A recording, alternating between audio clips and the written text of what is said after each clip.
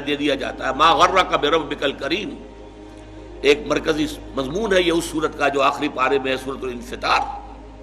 تمہیں کس چیز نے دھوکے میں ڈال دیا اپنے رب کے بارے میں؟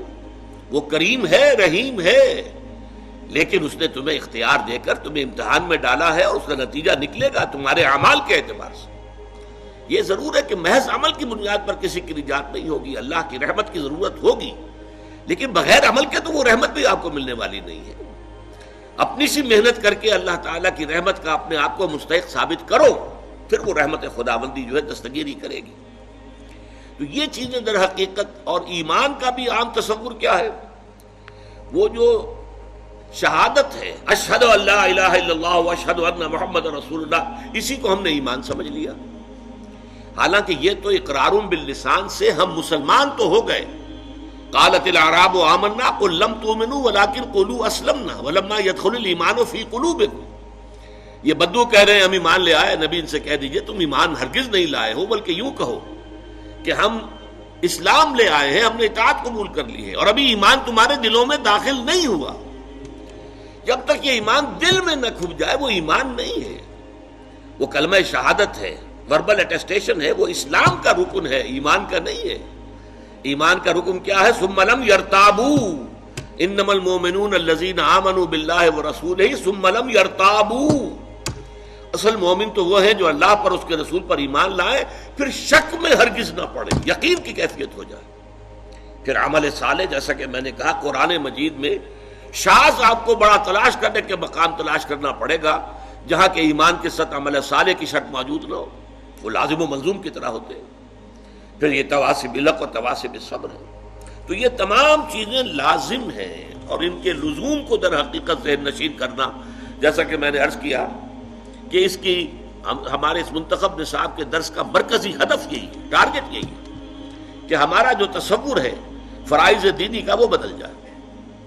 اب دیکھیں ان چاروں چیزوں کے اندر در حقیقت یہ چار چیزیں نہیں ہیں، بلکہ یہ ایک ہی سلسلے کی چار کڑیاں ہیں. ایک سے دوسری شے خود بخود برآمد ہوتی ہے. میں اس کو ایک بڑی سادہ سی مثال سے پہلے سمجھاؤں.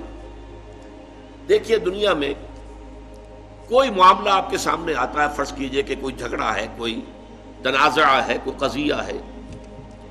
پہلا کام، اگر آپ واقعتاً شریف انسان ہیں، مضبوط سیرت و کردار کے مالک انسان ہیں، صاحب کردار انسان ہے، تو پہلا کام کیا ہوگا کہ آپ اصل حقیقت تلاش کریں امکانی حد تک کہ مسئلہ ہے کیا، کس کا حق ہے، کون برحق ہے، کون جو ہے اس کا حق ثابت ہوتا ہے.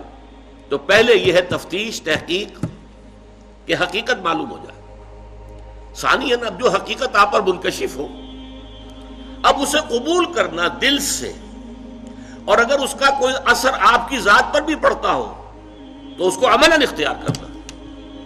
فرض کیجئے کہ اس معاملے میں کوئی ایسا پہلو نکل آیا ہے جس کی زد خود آپ پر پڑ رہی ہے، تو اس لیے کہ مجھ پر زد آ رہی ہے یا میرے والدین پر آ رہی ہے، میرے رشتہ داروں پر آ رہی ہے، اگر غض بصر کریں گے، صرف نظر کریں گے، تو معلوم ہے سیرت اور کردار نام کی کوئی شے نہیں ہے، پھر بودا انسان ہے، کوئی حیثیت نہیں.